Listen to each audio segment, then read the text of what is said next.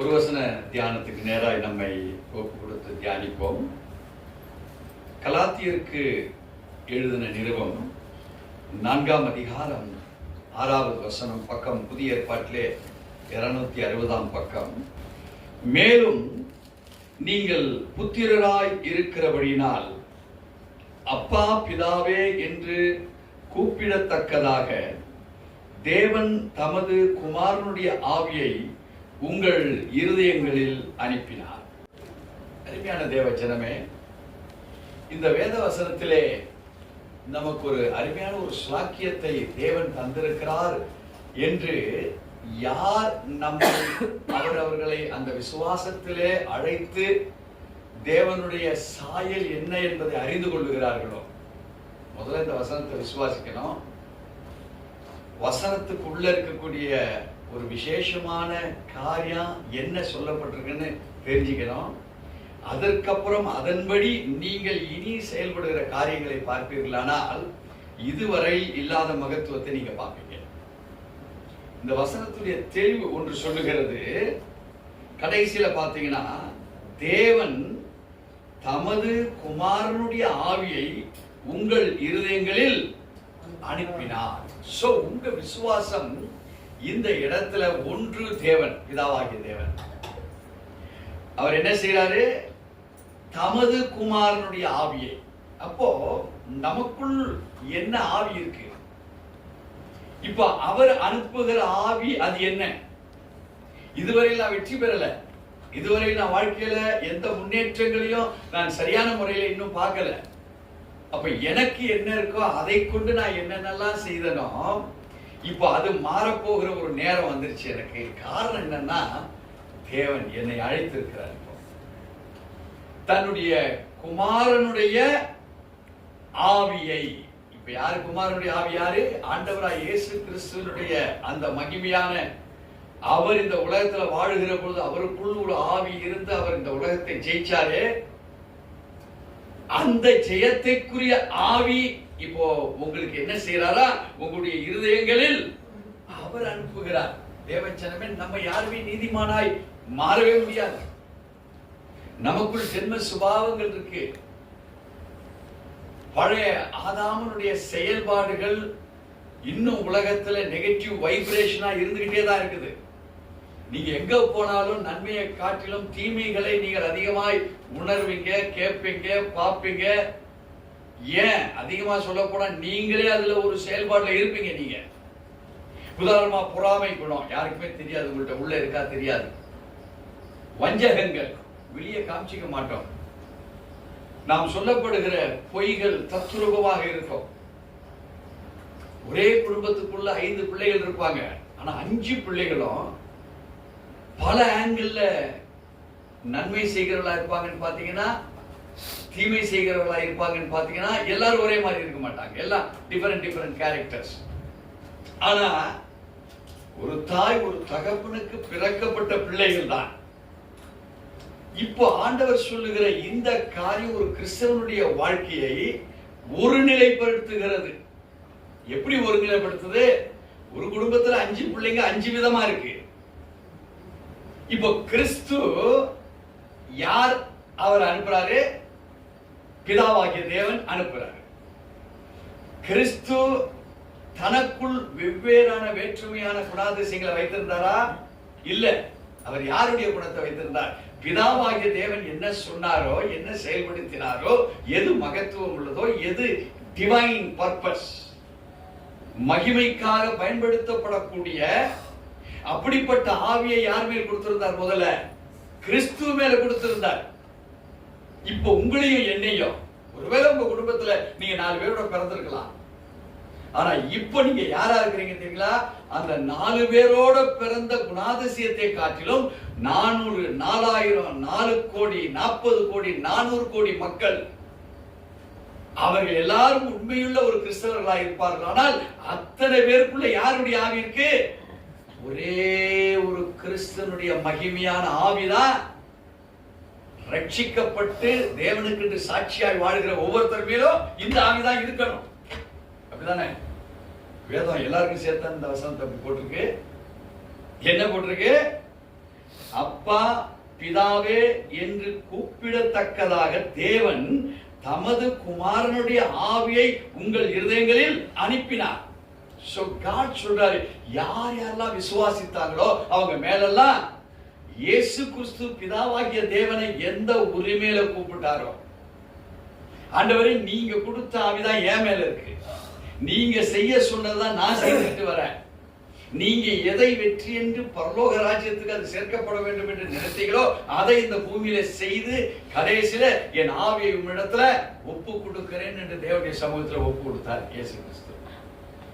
இப்ப ஆண்டவர் சொல்றாரு, கிரைஸ்ட் ஆரம்பம் முதல் முடிவு பரியந்தம் எல்லாம் முடிந்தது என்று சொல்லி ஆவியை ஒப்பு கொடுத்தாரே, the same spirit, அது மாற்றம் கிடையாது.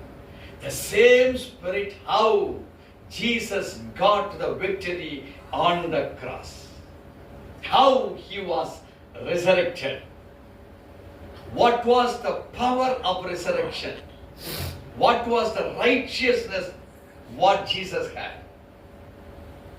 தேவ ஜனமே, இப்ப நீங்க உங்களை குறித்து இனி நீங்கள் அல்ல, உங்களுக்குள் பிழைத்திருக்கிறவர் இயேசு என்று நீங்கள் உணர்வீர்களானால் அடுத்த செகண்டே இந்த கிறிஸ்துவின் ஆவி உங்க மேல இறங்கறத பார்க்கலாம். உங்க ஜஸ்ட் கொஞ்சம் விசுவாசம். ஏன் கேளுங்கன்னா, இது சத்தியத்தினுடைய வல்லமை இந்த வார்த்தைக்குள்ள இருக்கு. நீங்க புரிவது அந்த சத்தியத்தை புரிந்தீங்கன்னா அந்த வெற்றியை நீங்க இன்னைக்கு பார்க்கலாம். இதுல ரொம்ப அழகா சொல்றாரு, நீங்கள் புத்திரராய் இருக்கிறபடினால் இதை நீங்க விசுவாசிக்கணும். ஏன்னா தேவன் எதை செய்யற, ஒரு பள்ளிக்கூடத்துக்கு குழந்தை போறதுக்கு முன்னாடி அதுக்குண்டான ஃபீஸை கட்டிட்டு வந்துடுறோம்.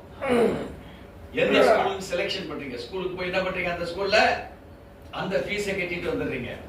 அந்த ஸ்கூல் யூனிஃபார்ம் கொடுக்குது, அந்த ஸ்கூல் ஒரு பேக். ஒண்ணு இல்ல, எல்கேஜிக்கு சொல்றேன், நீங்க டாக்டர் பட்டம் படிக்கிற இன்ஜினியரிங் பட்டம் அதுக்கு சொல்லல. அப்போ ஒரு பள்ளிக்கூடத்துக்கு நீ கட்டுற ஃபீஸ் வந்து யூனிஃபார்ம்ல ஒரு புக் நிர்ணயப்பட்டு கொடுத்திருக்குமானால், நீ எந்த ஸ்கூல் போறியோ அந்த ஸ்கூலுக்கு போதா வேற ஸ்கூல் போட்டா பேட்ஜை கொடுக்குறா, வேற ஸ்கூல் போட்டா யூனிஃபார்ம் கொடுக்குறா, வேற ஸ்கூல் பேரு போட்டா அந்த பேக் உங்கள்கிட்ட கொடுக்குறா. நீ எந்த ஸ்கூலை செலக்ஷன் பண்றியோ அந்த ஸ்கூலுக்கு உண்டான பேக்ல இருந்து எல்லா செட்டப் அவன் நேம்ல பிரிண்ட் ஆகி உங்களுக்கு வந்துருச்சு. தேவச்சனமே, இப்ப அதைத்தான் சொல்லுகிறார், நீங்கள் புத்திரராய் இருக்கிறபடியினால் பரலோகத்துக்கு உண்டான சீல், ஜீசஸ் மேல் இருக்கிற அந்த குணாதிசயங்கள் சீல், ஜீசஸ் உடைய மகிமை பொருந்திய வார்த்தைகள், ஜீசஸ அந்த சிலுவையின் மேல் வெற்றி சிறக்கப்பட்ட அந்த வல்லமைகள் இப்போ உனக்கு நீ புத்திரராய் இருக்கிறபடினால் இத அவர் முதலே கொடுத்துட்டு இப்ப என்ன செய்யறாரு, அந்த வல்லமைகள்லாம் இப்ப உயிர் பெறணும். இப்ப நீங்க விசுவாசத்துல உள்ள வச்சிருக்கிறீங்க, அது என்னவா மாறணும், கிரியைகளா மாறணும். சாப்பிட்டியான்னு கேட்கறது பத்தில, சாப்பாடு எடுத்துட்டு வர, இந்த சாப்பாடை சாப்பிடுங்கன்னு நீ கேட்கக்கூடிய ஒரு ஆளை போல உன்னை உருவாக்குவார் தேவன் கிறிஸ்தவ. இதுவரை நீங்க அப்படிப்பட்ட வெற்றியை நீங்க பார்த்திருக்க மாட்டீங்க. இந்த வேத வசனத்தின்படி உங்களை உருவாக்கிட்டார், புத்திரரா உருவாக்கிட்டாரு. இப்போ அதுக்கு ஜீவனை கொடுக்கணும். இப்ப எந்த ஜீவனை கொடுக்காரு, கிறிஸ்துவை பிராக்டிக்கலா இந்த உலகத்துல ஜெயம் பெற்ற அந்த கிறிஸ்துவனுடைய ஆவியை உங்களுக்கு கொடுக்கிறார். விளக்குங்களா? ஏன்னா பலருக்கு இந்த வசனத்துடைய மேன்மை தெரியாது, வாசித்துட்டு போய்கிட்டே இருப்பாங்க. ஆனா வசனத்தை நின்று நீங்க பைபிள் எடுத்தவன் கிறிஸ்தவன் கிடையாது.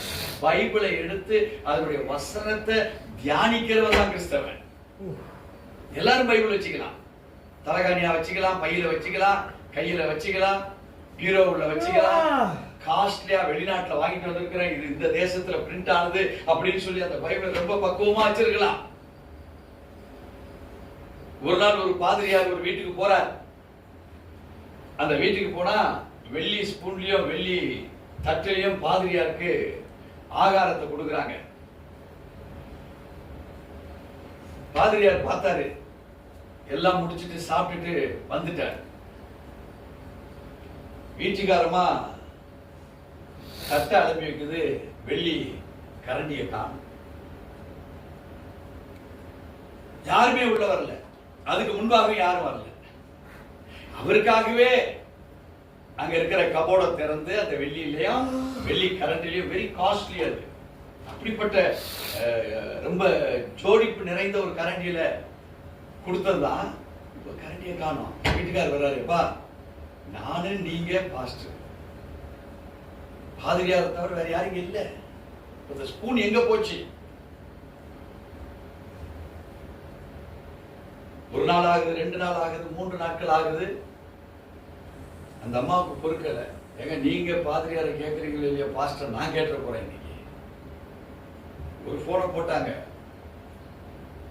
பாஸ்டர் எவ்வளவு அன்பா நாங்க உங்களுக்கு எங்கேயுமே கிடைக்காத ஒரு அலங்கரிக்கப்பட்ட அந்த வெள்ளி ஸ்பூன்லையும் தட்டிலையும் உங்களுக்கு நாங்க ஆகாரம் பகிர்ந்தோம். இப்ப அந்த ஸ்பூன் இங்க இல்ல. அவர் சொன்னாரா, அங்கதான் இருக்கணும், நான் எடுக்கல, அங்கதான் இருக்கணும். அந்த மாதிரி சொல்றாங்க. நாங்க எல்லாம் பார்த்துட்டேங்க, ஸ்பூன் சுத்தமாக இல்ல, நீங்க தான் எடுத்திருக்கிறீங்க. அடுத்த ஐடி, நீங்க தான் எடுத்திருக்கிறீங்க. கடைசியில ஒத்துக்கிட்டார். கடைசியில அந்த பாதிரியார் என்ன சொன்னாரு, ஆமா நான் தான் எடுத்தேன். அம்மா சொல்ல சொன்னேன் இல்லைங்க, அதனால தாங்க எடுத்திருக்கணும். திருடன் அவனை மதிச்சு நம்ம அவனுக்கு கொடுத்தோம் இல்லையா, திருடாம. அவர் சொன்னார, நான் தான் எடுத்தேன், ஆனா உங்களை பரீட்சை பார்க்கறதுக்காக எடுத்தேன். எங்களை நான் பரீட்சை பார்க்கிறேன், எங்களுக்கு தெரியாதா? நீங்க தான் வந்தீங்க, நீங்க தான் அதை எடுத்தீங்க, நான் கண்டுபிடிச்சோமே. இல்லம்மா, நான் பரீட்சை பார்ப்பது, உங்களை நான் பரீட்சை பார்ப்பதுக்காக அதை நான் எடுத்தேன். சரி, என்ன எடுத்துட்டு போய் எங்க வச்சிருக்கீங்க, கொண்டாந்து கொடுங்க.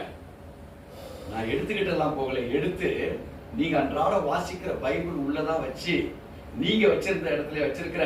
ஒருவேளை நீங்க அன்னைக்கு சாயந்தரமோ நைட்டோ நீங்க பைபிளை எடுத்து பிரட்டி இருக்கிறீர்களானால் அவ்வளவு பெரிய கரண்டி அந்த பைபிள நடுவில் இருக்கு தெரிஞ்சிருக்கும். ஒரு வார காலம் ஆகி நீங்க அந்த பைபிளை எடுக்கல என்பது இப்ப தெரிகிறது. இப்போ நீங்க வச்ச இடத்துல அந்த பைபிள் இருக்குது. ஏன்னா அந்த பைபிளை யாருமே இது வரைக்கும் எடுக்கல. அப்போ அந்த பைபிள் இருக்கிற இடத்துல தான் இருக்கு. இப்போ போய் பாருங்கன்னு சொன்னோன்னே அந்த அம்மா அப்பதான் பைபிள் எடுத்தா. நடுவில் பைபிள்ல ஒரு கரண்டியை வச்சீங்கன்னா எப்படி இருக்கும்? இந்த இப்படி தோர்த்திக்கிட்டு இருக்கும், இருக்குமா? இப்போ அந்த அம்மா பாக்குது, அந்த பைபிளுக்குள்ள அந்த கரண்டி தூர்த்திக்கிட்டு நிக்கிறத பாக்குது. தேவச்சனமே, தேவன் நம்மை ரட்சிப்பு அப்படிதான் கொடுத்திருக்கார். உனக்கு கொடுக்கப்பட்டிருக்கிற ரட்சிப்பு குமாரனுடைய அந்த ஆவியை பெற்றிருக்கிற ரட்சிப்பு இருக்குமானால் இந்த வேத வசனம் நமக்குள் கிரியை செய்கிறதா இருக்கும். அவருடைய காஸ்பல் சுவிசேஷம் நமக்குள் கிரியை செய்கிறதா இருக்கும். முதலாவது தேவனுடைய ராஜ்யத்தையும் நீதியும் தேடுங்கள், அப்பொழுது உங்களுக்கு என்னென்னலாம் நீ கேட்கிறியோ அவைகளை அங்க எழுதி கூட கொடுக்கப்படும். ஏனென்றால் உனக்குள் இருப்பது உன்னுடைய ஆவி அல்ல, தேவனுடைய குமாரனுடைய ஆவியை உங்களுக்கு அனுப்பி இருக்கிறார். இப்போ அந்த வீட்டில் இருந்த சகோதரிக்குள்ள இருந்த ஆவி என்ன? திருட்டுத்தனத்தை அது சிந்திக்கிற ஆவியா இருந்தது. ஒரு பாசிட்டிவா இல்ல அதுக்குள்ள. இப்போ பாதிரியாருக்கு என்னவா இருந்தது? இவர்களை பைபிள் படிக்க வைக்கிறவங்களா இருக்கணும். இவங்க அதை பார்த்தாங்கன்னா நமக்கு அது விஷயம் தெரியும். காலங்கள் நாட்கள் கடந்து போய் கூட அந்த குடும்பம் அந்த பைபிளை எடுத்து வாசித்தவர்களா தெரியல. ஆனா வேதம் சொல்லுகிறது, வெளிப்படுத்தல் 1:3 வேதத்தை வாசிக்கிறவனும் அதை தியானிக்கிறவனும் அதன்படி நடக்கிறவனும் தான் பாக்கியவான். சோ கிரைஸ்ட் முதல் பாக்கியவானாக இந்த உலகத்துல நின்று மரித்து அடக்கம் பண்ணப்பட்டு உயிர்த்தெழுந்து சதா காலங்களில் நம்மோடு கூட வார்த்தையினாலே இருக்கிற தேவனா இருக்கிறார். அல்லேலூயா. தேவச்சனமே, how is your meditation upon the word? வார்த்தையின் மீது உன்னுடைய தியானம் எப்படி இருக்கு? எல்கேஜியா இருக்கிறியா, யூகேஜியா இருக்கியா, இல்ல 1ஆம் கிளாஸ்ல 5 வருஷம் படிச்சுக்கிட்டே இருக்கிறியா? ஃபெயில் ஆகி இந்த வேத வசனம் புரியுதா புரியலையா உன் வாழ்க்கை? இப்போ நீ கிளாஸ்ல ஃபெயில் ஆனா பரவாயில்ல, கிறிஸ்தவ வாழ்க்கையிலே ஃபெயிலியராய் நம்ம இருப்போமானால், தேவ ஜனமே, கிறிஸ்து மரித்தது, அடக்கம் பண்ணப்பட்டது, உயிர்த்தெழுந்தது, அவருடைய நீதி நமக்கு என்னவா இருக்கு? வீணா இருக்கு. அது எதுக்குமே அது பிரயோஜனப்படாத ஒரு வாழ்க்கைக்கு உண்டான இந்த வேத புஸ்தகம் நம்முடைய வாழ்க்கையில நம்ம அதை அப்படி பார்த்துட்டு இருக்கோம். ஆனா வேத புஸ்தகம் அப்படிப்பட்டதா? அதை டிரான்ஸ்பர்மேஷன் பண்ணுகிறதா இருக்குது, நம்மளை மறுரூபப்படுத்துகிறதாக இருக்கிறது. சோ தேவச்சனமே, உன்னுடைய வாழ்வு சாதாரண வாழ்க்கை அல்ல. அதனால்தான் இந்த வசனம் இப்படி ஆரம்பிக்கிறது. மேலும் மேலும் நீங்கள் புத்திரராய் இருக்கிறபடினால், உங்களை சொல்றாரு, நீங்க புத்திரர் தான். ஏன் விசுவாசம், தேவனுடைய விசுவாசம் நம்ம மேல எப்படி இருக்குது? We are the sonship and daughtership of the Lord. இதை உணர்கிறவன் அப்பா பிதாவே என்று கூப்பிட்டது மாத்திரம் இருக்காது. அங்க தேவன் தம்முடைய குமாரனுடைய ஆவியை என் இருதயத்துல ஊத்தி இருக்கிறார் என்கிற விசுவாசம் உனக்குள்ள வளர்ந்துகிட்டே இருக்கும். இன்னைக்கு ஒரு சின்ன வித்து தான், அடுத்த வாரம் அது ஒரு செடியா வெளியே முளைச்சு காமிக்குது. அதுக்கு அடுத்த வாரம் இலைகளோட வெளியே வருது. அதுக்கு அடுத்த ஆண்டுல பார்த்தீங்கன்னா ஒரு செடியாக மாறுகிறது. அடுத்த ஆண்டு அது ஒரு மரமாகி தன் கனியை தந்து இலையுதிராக இருக்கிற மரத்தை போல இருக்கிறது. வேதம் என்பது பார்ப்பதற்கல்ல, படிப்பதற்கல்ல, இரவும் பகலும் அதனுடைய தியானம் நம்ம மைண்ட்ல ஓடிக்கிட்டே இருக்குமானால் அவன் செய்வதெல்லாம் வாய்க்கும். தேவச்சனமே, நீங்க தேவனுடைய குமாரனுடைய ஆவியை நாம் பெற்றவர்களாய் நாம் மாறி இருக்கிறோம். எத்தனை பேர் விசுவாசிக்கிறீங்க? இந்த யூடியூப்ல பார்க்கிறவங்க கண்டிப்பா விசுவாசிங்க. உங்க வாழ்க்கையில மாற்றம் இல்லை என்றால் இந்த வேத வசனம் அது பொய்யல்ல, நமக்குள் ஏதோ பொய்மை உள்ள இருக்கு. சோ நம்மை மாற்றிக்கொள்வோம். தேவனுடைய புதிய உடன்படிக்கையிலே என்ன சொல்றாருன்னா, நாம் எல்லாரும் அவருடைய சாயலை தரித்தவர்களாய் நாம் வெளியே காண்பிக்க தேவன் அந்த ஆவியை நமக்கு கொடுத்திருக்கிறார். அது செயல்படும். கர்த்தர் தாமே இந்த வார்த்தையின்படி நம்மை ஆசீர்வதிப்பாராக. ஆமென்.